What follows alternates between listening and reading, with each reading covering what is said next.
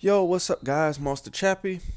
Today's video we are breaking down part 6 of the Washington Redskins offensive mini scheme or scheme, playbook, etc., ebook, all that fun stuff.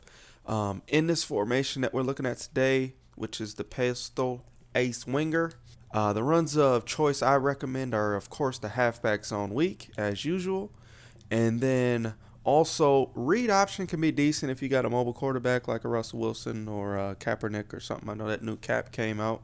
A lot of people excited about that, particularly 49er fans.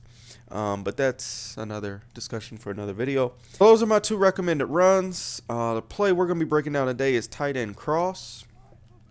And this play is particularly effective against cover 3. It is also pretty solid against man coverage as well. So let's just go ahead and break it down. As far as the adjustments I like to make on this play, is just put the halfback on a delay. Doesn't matter if the delay goes left or right, so that's kind of nice. It doesn't need to go a particular direction. As long as he's on the delay, he can go either way. You could also block the halfback, but I'd recommend putting him on the delay because it's going to create a nice flood effect on one side of the field where that post is. It'll create a flood over there. Or if he's going to the left, it'll create a flood on the left side of the field, kind of a Z-spot-ish or some sort of a flood concept, whatever you want to call it. And then, yeah, that's pretty much the setup. Nothing crazy. We'll go ahead and hike it through one time. You can see we got the tight ends. You can hit this post sometimes. And then, of course, the streak is just going to be there pretty much. You can, if you get one-on-one and you got a bigger receiver, you can go after that. Or if you get man press like this and they don't have safety help, maybe they bring this, because what'll happen is once you start hitting them with these tight end crossing routes, they might do something like put the safeties in hooks to stop those, and then you can get the one-on-one on the outside, which is nice. I mean, if you got a speedster, a lot of times you can burn them. Baldwin isn't the fastest, but I mean, as you can see, all you need is about a step and a half, and just go ahead and lob that over the top. But as you're going to see, these tight ends are pretty much the main focal point on this play. Oh my gosh. Yo, dude just completely took him out of the play. That's crazy. I have never seen that before. All right, let's try that again.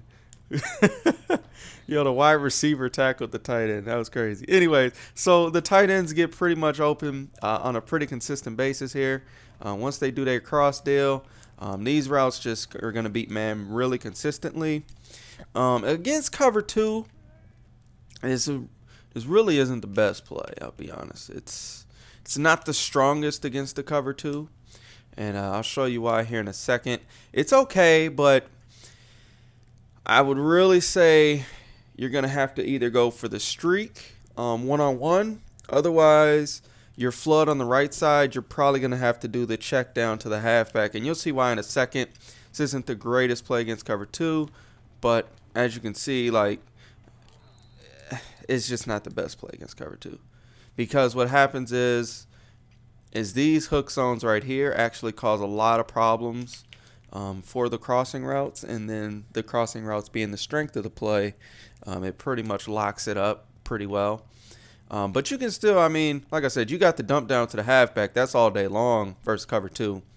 But even if so especially if you block the halfback, this corner right here in the flat, he's actually going to cover this route going across the middle of the tight end. So once the hook zone passes him off, the corner's actually going to pick him up. So you really, I mean, as you can see, the corner on the streak side, he's just chilling back here waiting, and then he just sticks to him. So cover 2, like I said, you're just going to have to dump it down or take your chances one-on-one or run or playmaker.